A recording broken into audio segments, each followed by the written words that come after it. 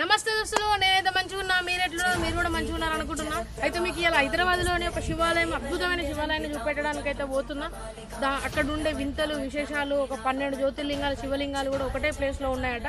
అదేంది, ఎక్కడ ఉంటుంది, దాని విశిష్టత, వింతలు, విషయాలన్నీ మీకైతే చూపెడుతున్నా. చలో పోదాం పా.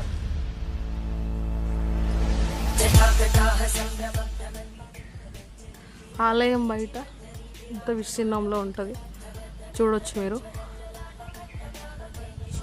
ఫస్ట్ మనకి వచ్చుడుతోనే మనకి అర్ధనారీశ్వర ఎంట్రీ అయితే ఉంటుంది. అక్కడ కోనేరు ఉంటుంది. అర్ధనారీశ్వరి విగ్రహం ఇది. సగభాగం శివుడు, సగభాగం పార్వతి. ఇది కొలను ఉంది ఇక్కడ. ఈ కొలనులోనే విగ్రహాన్ని అయితే కట్టడం జరిగేది. చూడడానికి చాలా అందంగా ఉంది. ఇది గుడి ఆవరణ బయట. చాలా విస్తీర్ణంలో ఉంది ఈ టెంపుల్. పక్కన గోశాల ఉంది, కనబడుతుంది కదా, అది గోశాల. అర్ధనారీశ్వర టెంపుల్ కింద కూడా చిన్న చిన్న విగ్రహాలు నృత్యం చేస్తున్నట్టు ఉన్నాయి, చూడొచ్చు. ఇది గుడి ఎంట్రన్స్ ఫ్రెండ్స్. First entry.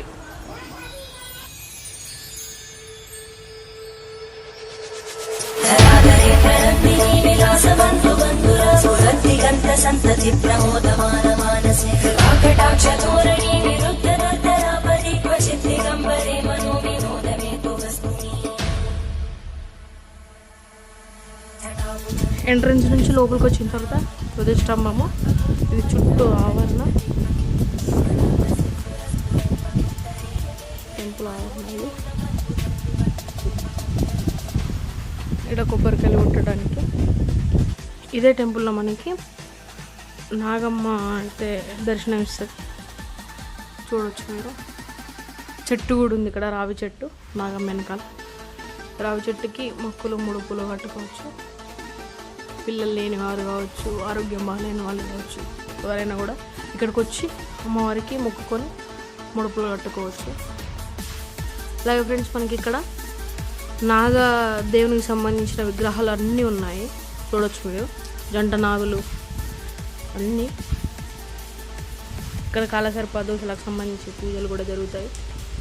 విగ్రహాలు అన్నీ చూడొచ్చు మీరు. నాగేంద్ర స్వామి. ఫ్రెండ్స్, మనం టెంపుల్ లోపలికి వచ్చిన తర్వాత ఫస్ట్ దీని చుట్టూ ఆవరణలో ఇట్లా మండపంలో మనకు అన్ని విగ్రహాలు ఉంటాయి. ఒక్కొక్కటి లైన్గా ఉంటాయి. ఫస్ట్ గణపతి విగ్రహం నుంచి స్టార్ట్. చూడండి గణపతి అంత అద్భుతంగా ఉందో. చూడండి ఇట్లా ఒక్కొక్క విగ్రహం. మాత అన్నపూర్ణాదేవి,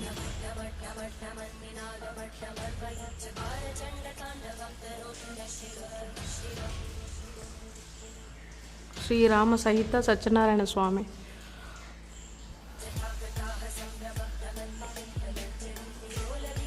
ది శివ పార్వతుల కళ్యాణం.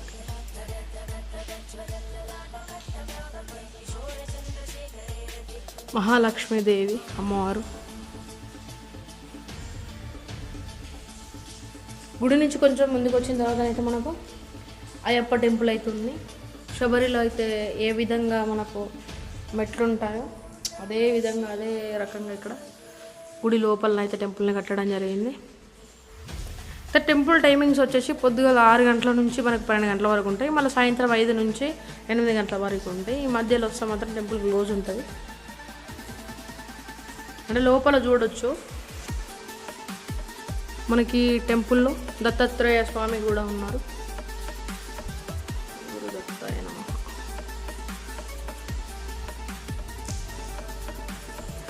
ఈ గుడిలో అద్భుతం శివయ్య, 5 ముఖాలు కలిగినటువంటి శివయ్య. 5 ముఖాలు కలిగినటువంటి శివలింగం చూడొచ్చు మీరు.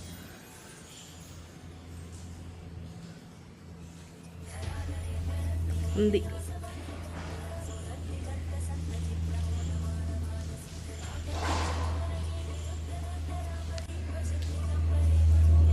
ఈ ఆలయంలో 12 జ్యోతిర్లింగాలకు సంబంధించిన లింగ ప్రతిష్టాపన జరిగింది. 12 జ్యోతిర్లింగాలు మనం ఒకే ప్లేస్లో చూడొచ్చు. అదే ఈ స్ఫటికలింగేశ్వర స్వామి ఆలయం యొక్క ప్రత్యేకత.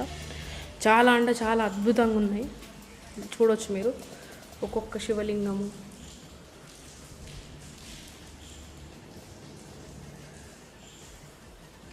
నమః శివాయ.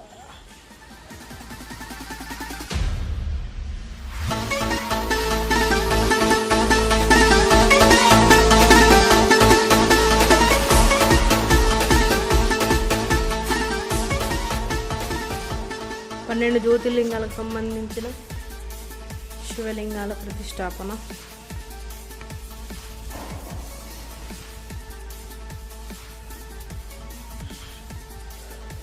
భీమశంకర్ ధ్యాన.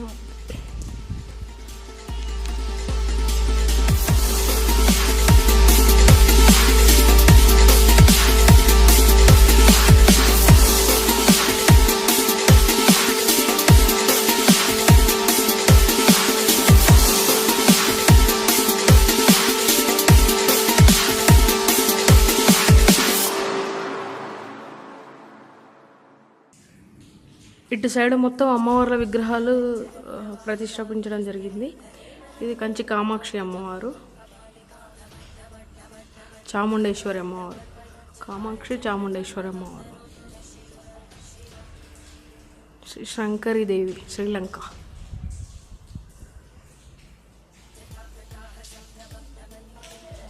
చాలా అంటే చాలా అద్భుతంగా ఉన్నాయి విగ్రహాలు. ఒక్కొక్క విగ్రహాన్ని చూస్తే గూస్ బంప్స్ వస్తున్నాయి. జోగులాంబ, అలంపూర్ జోగులాంబ, గిరిజాదేవి ఒరిస్సా,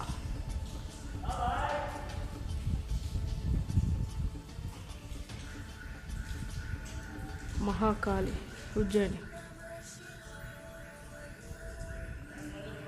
మహాకాళి. కామాఖ్యదేవి విగ్రహము ఇక్కడ అంటే విగ్రహ రూపంలో ఇక్కడ చూడడం జరుగుతుంది మన ఏరియాలో అయితే. ఇంకెక్కడైతే లేదు కామాఖ్యదేవి జనరల్.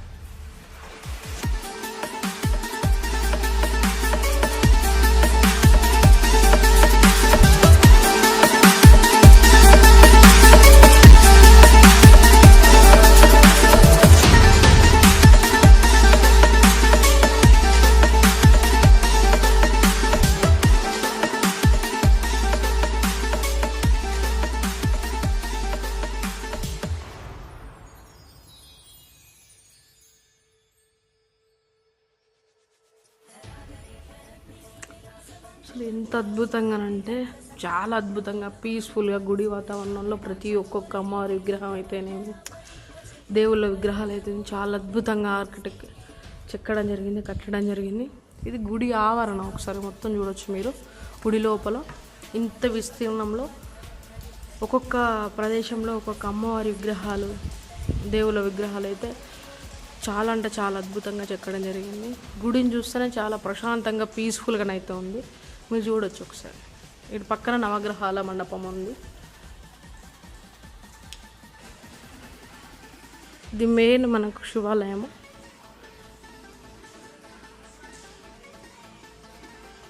ఇది అమ్మవారిది పక్కనే.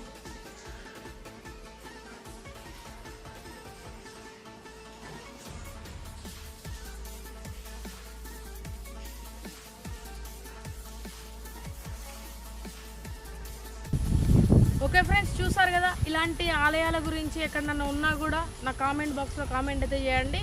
అలాగే పురాతన కట్టడాలు కానీ, పురాతన శివాలయాలు కానీ, దేవాలయాలు కానీ, ఇలాంటి ప్లేసెస్ ఉన్నా కూడా నా కామెంట్ బాక్స్లో కామెంట్ చేయండి. నేను మీ దగ్గరకు వచ్చే వీటిని చూపెట్టడానికి అయితే ప్రయత్నిస్తాను. అంతవరకు ఉంటా. టాటా, బాయ్ బాయ్, నమస్తే.